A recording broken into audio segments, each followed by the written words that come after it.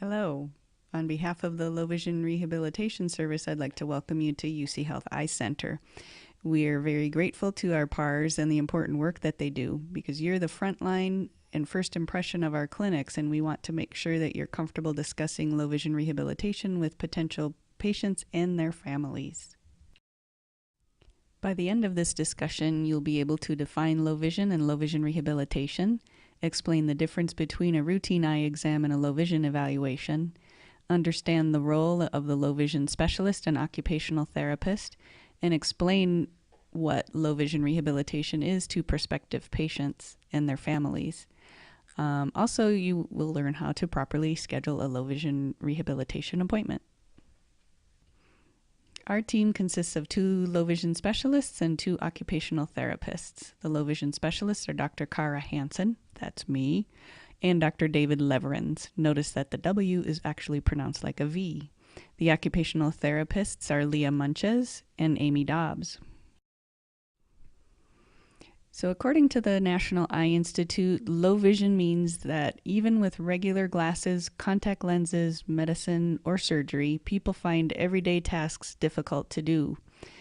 It's difficult to define low vision by just visual acuity alone because that's just one aspect of overall visual function. A person may be born with low vision, or it may be an acquired vision loss during their lifetime. It could be the result of an eye injury or a brain or optic nerve injury, condition, or surgery. The severity of visual impairment has been categorized by the World Health Organization, and these categories are used in the ICD-10 diagnosis codes that we use. At the end of each patient encounter, we must use the ICD-10 diagnosis codes to bill for the visit. In low vision rehabilitation, the primary diagnosis code is the reason for the visual impairment, so that could be glaucoma or macular degeneration. The secondary visual impairment codes help to describe the level of visual impairment. If you have the visual acuity for the right and left eye, you can plug those categories into Epic and they'll spit out the correct code for you. However, when you're scheduling and need to put in a diagnosis code, you don't need to look those visual impairment codes up. You can just use the physical diagnosis instead. In the general population, 2 out of every 1,000 children are visually impaired. That number increases with age, so in people over the age of 80, 1/4 of them have a visual impairment. The majority of the patients that we see are geriatric. However, we do see children as young as 3 or 4 years old as well. Low vision rehabilitation is a process, and so we typically need more than one visit in order to meet all of the patient's needs.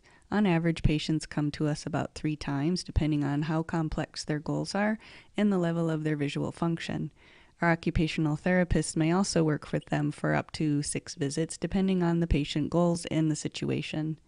Our overall goal is to maximize our patients' ability to use their remaining vision as efficiently as possible in order to enhance their independence and quality of life. Low vision rehabilitation describes a variety of services that are available to the visually impaired. In our clinic, we have the professionals listed in bold, but we also collaborate with other professionals that our patients would benefit from working with to improve their overall function. So the low vision evaluation is different than a typical eye exam. In the primary care exam, the emphasis is on diagnosis and treatment of the eye, whereas the low vision evaluation, we're emphasizing visual function. In the regular eye exam, they're going to determine if the visual system is working properly. They'll check the internal and external ocular health, checking for disease and abnormality. And they're going to provide treatment and/or make appropriate referrals that are in the patient's best interests. In the low vision evaluation, we really try to emphasize the remaining vision that the patient has rather than what they've lost. We ask a lot of questions to see how the vision loss is affecting the patient's everyday life and identify what their goals are.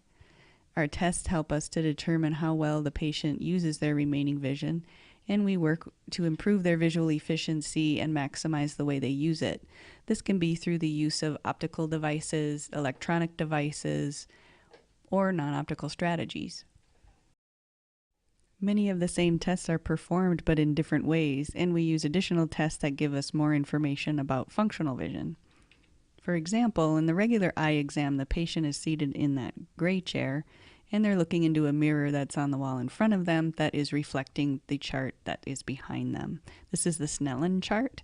The largest target size that is on this is a 2400 acuity level. A lot of our patients have worse acuity than that, so we need to use other charts. We keep these charts on a rolling table that we're able to move closer as needed, and some of the charts have even larger target sizes so we can get a more accurate acuity level. The contrast sensitivity chart here is the one where the letters fade away. This is a chart that's typically not used in a regular eye exam, but it has a big impact on how the patient functions in their everyday activities. The text acuity chart is also something that is closer to real world than the single letter chart. When we're refracting the patient, instead of using the phoropter that's usually used in the primary care exam, we use the trial frame. This allows us to use higher lens power changes so that the patient can actually tell a difference between choice 1 and choice 2, and it also allows the patient to move their head around if they need to. In the regular eye exam, they're checking the ocular health, whereas we typically don't have time to do that. The initial evaluation typically takes about an hour and a half to 2 hours. We take a very detailed case history that can often take up to 30 minutes or more. I tell the patient it's information gathering day for both of us. I'll be doing a lot of testing to see what kind of vision we have to work with, and then we'll look at some different device options that might meet some of the goals that you have. Based on the findings from our testing, we then evaluate different device options, reviewing the pros, cons, and limitations, and at the same time, we're evaluating how well the patient responds to magnification or lighting or other interventions that we may try. The low vision refraction and magnification assessment is a very necessary component of the initial low vision exam. The trial frame refraction allows us to get a more accurate measurement of their refractive error for glasses prescriptions and can impact what low vision devices are prescribed. The magnification assessment helps to determine what level of magnification is needed and what devices are most helpful in meeting the patient's goals. We encourage patients to bring in samples of their hobbies or reading materials so that they have a better idea of what devices might best meet their needs. The low vision refraction magnification assessment is a procedure that is typically not covered by Medicare or other insurance, so it's important to let the patient know ahead of time that the $75 fee is due on the date of service. Please avoid describing this fee as a copay or a deposit because it's confusing to the patient. There are some instances where the fee may be covered by an outside entity or by a charity, and we'll talk about these a little later. There are many different diagnoses that result in a limited number of outcomes. The most common problems that we see in our clinic are a central loss of vision that makes it hard to see detail like small print or facial features, loss of contrast sensitivity, which also makes it hard to see faces, as well as unmarked curves or faded print, or seeing in dim environments. Peripheral vision loss can be tricky because the person is not always aware of the loss because the brain is filling in those missing areas. This is a visual field result from a Humphrey test. This shows a person with good peripheral vision. The picture shows that this person is able to see those kids running out into the street after the ball. The other visual field test shows that this person has a loss in their lower right quadrant of their vision, but this patient's brain is filling in the missing areas so it looks similar to the surrounding background, so they don't see the wheel of the red car or the kids except for the head of the second kid on the right. Our occupational therapists will work on scanning training and often tell the patient literally, "You don't know what you're missing." Glare and photophobia, which is light sensitivity, can also be a significant issue for our patients. And some of our patients have binocular problems like double vision or the loss of vision in one eye that results in loss of depth perception and loss of their binocular visual field. If you think about it, low vision rehabilitation really complements what their regular eye doctors are doing. Patients go to the eye doctor to determine what's wrong. The doctor makes a diagnosis and it develops a treatment plan. And if the vision cannot be restored, then low vision rehabilitation can help that patient adapt to their new normal. Some of the conditions that cause central vision loss include age-related macular degeneration, or AMD. Stargardt's is like an early onset macular degeneration. macular holes or macular pucker. Degenerative myopia is basically somebody who's very nearsighted. The retina becomes thin and starts to degenerate. Achromatopsia or rod monochromacy, that means that person does not have any cones. The cones are the cells that are responsible for color vision. So people with achromatopsia basically see the world in shades of gray. And then there's many other diagnoses that can affect central vision. In the upper right picture, it shows a person using a handheld telescope so that they can see distance detail better. And the lower right is a picture of a CCTV, which stands for closed circuit television. This is one of the portable devices. The patient would be able to adjust the magnification level by hitting the plus or the minus button. You can also change the contrast mode. So this person is using white print on a black background, which makes it easier if they have glare problems. Conditions that cause loss of peripheral vision include glaucoma and retinitis pigmentosa. A stroke in the occipital lobe of the brain causes the loss of half the visual field in each eye on the opposite side of where the stroke occurred. So somebody who's had a stroke in their right occipital lobe is not going to be able to see the left half of their visual field in both eyes. The picture here shows sector prisms that shift part of the image from the non-seeing side to the seeing side. It works like a warning system and helps the patient gain more awareness to the non-seeing side, so they're less likely to bump into people or objects while walking. The rods in the retina are responsible for most of our peripheral and night vision, so it makes sense that that visual field would be an issue for people with rod cone dystrophy. You'll notice that there's some overlap of pathologies that affect central and peripheral vision. Our patients often have a combination of many of these different functional outcomes. For conditions that cause glare, photophobia, or nyctalopia, which is night blindness, these can often cause reduced contrast sensitivity.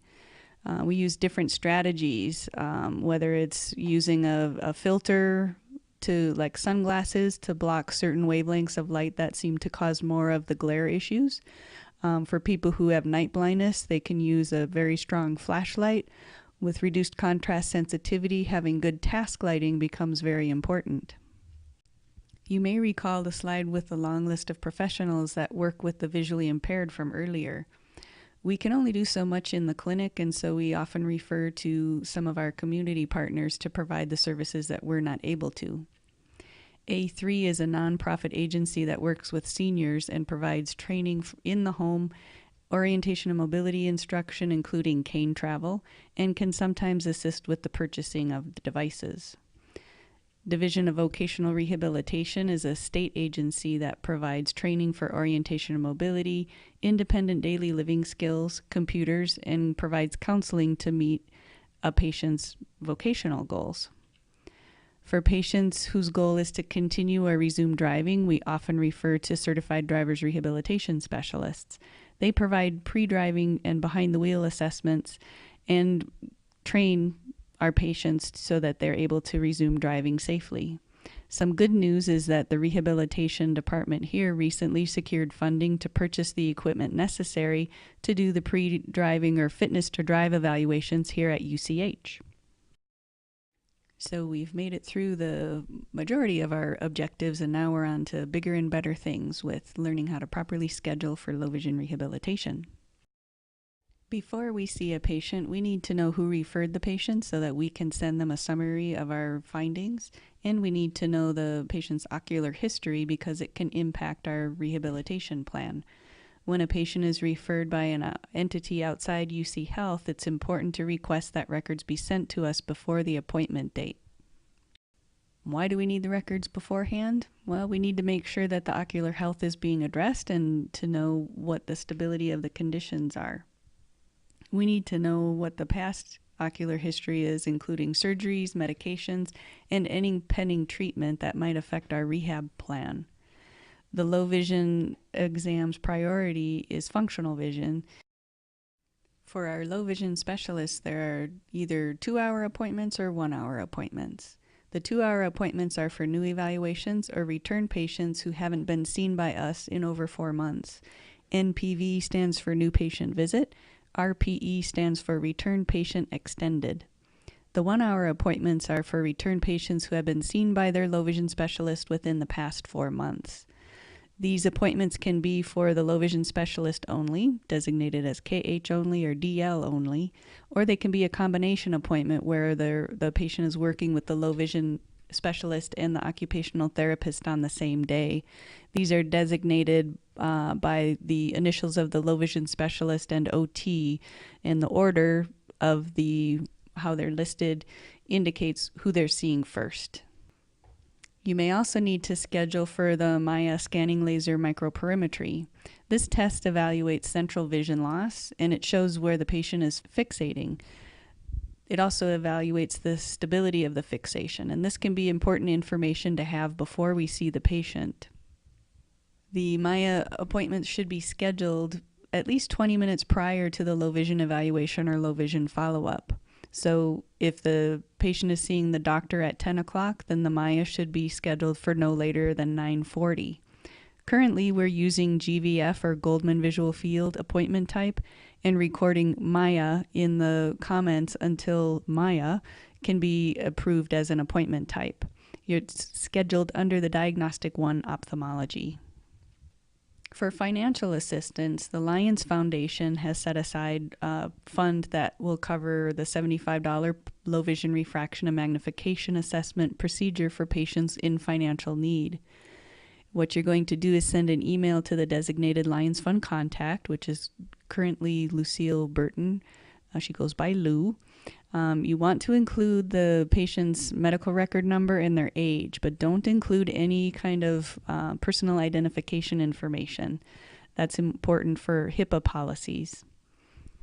You can see your training manual for further details on a phone script so that you're able to talk to the patient about this fund. Don't forget to copy the doctor who's going to be examining the patient as well when you send the email. That way we can track and make sure that we're getting these checks in a timely manner. We talked earlier about A3. They can also provide assistance to cover that $75 portion. For people who are uninsured, A3 might be able to cover the entire cost of the evaluation, but we need to know ahead of time so that we're able to send them a summary report as well as an invoice to cover the cost of the visit. When recording comments in the notes section, our philosophy is the less words, the better. So first you want to record the referring doctor, whether it's in-house or an outside doc, or if it's an outside entity. Second, indicate that you've explained the $75 procedure fee. Third, be sure to request outside records if that's the case. The patient should have had a dilated eye exam within the past year so that we know that ocular health is being monitored regularly. Fourth, you want to indicate if you've asked for assistance from the Lions Fund. And fifth, it does help us to know if the patient has been seen by either low vision specialist so that we can review our own records. Here's a screenshot of one of our scheduling templates that we see. This probably looks different than what you see. So in this first column here in the appointment notes, it says return in about 3 weeks for DLOT. So this means this patient is coming back for a combination appointment where they're going to work with Dr. Leverins first and then the OT after. With the second patient, it has that the coordinator for this patient was informed about the $75 fee, which is great, but it doesn't list that what doctor had referred this patient to us.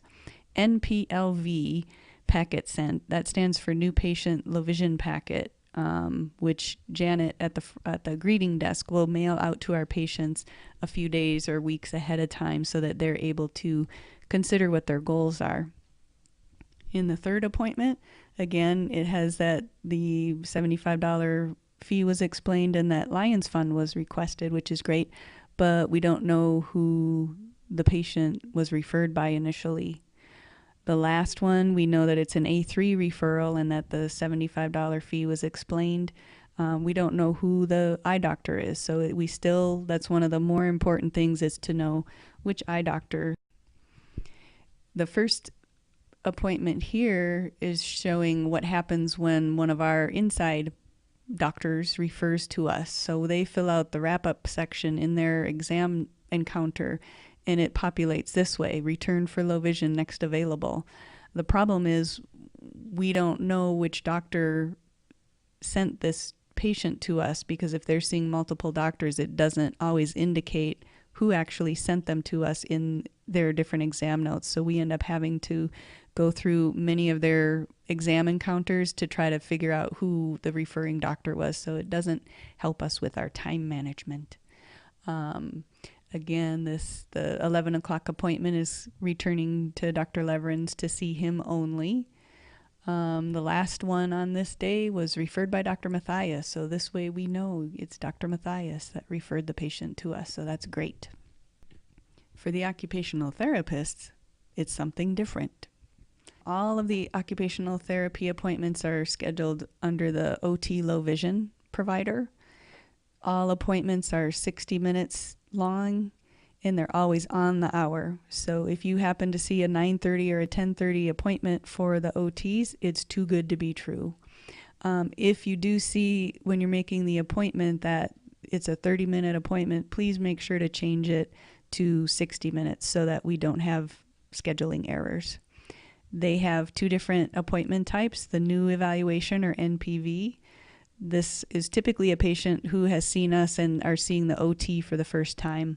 And then they have return patient 60, which is 60-minute duration, or RPS. And that's for patients who have worked with the OT previously and are coming back to continue their work. If the patient needs an interpreter, you must record in the appointment notes to tell the interpreter to go to the first floor of the Rocky Mountain Lions Eye Institute so that they come to the right place. If you don't put that in there, the interpreter ends up on the fourth floor of the AOP.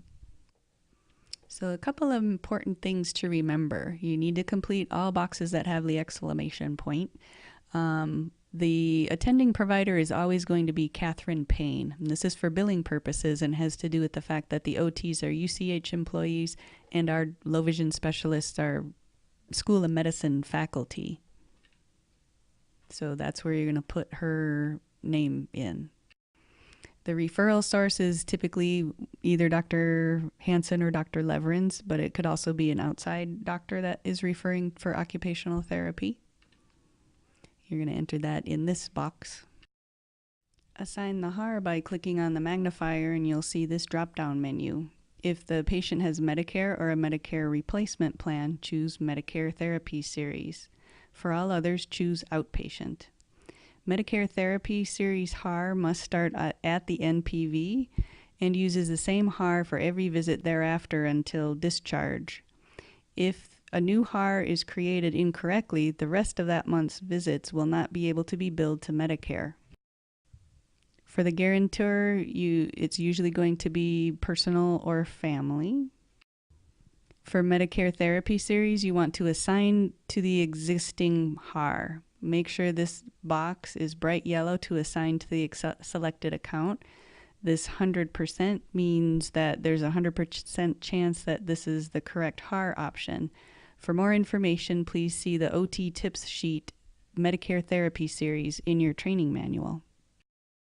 It's helpful to the OT if you try to avoid holes in their schedules. So for example, if there's a 10 a.m. appointment that's already scheduled, try to schedule the next patient at 9 a.m. or 11 a.m. instead of at 3 p.m. The next helpful hint is in low contrast print because it's not a hard, fast rule. So new patient visits require the OTs to do a survey where the patient rates how independent they are in doing several daily activities. This helps to establish a baseline for future comparison and to identify other potential goals that may have been missed. This also requires more documentation than return patients. So if there's 6 new patient visits, the OTs will end up having to stay late to complete all the documentation necessary.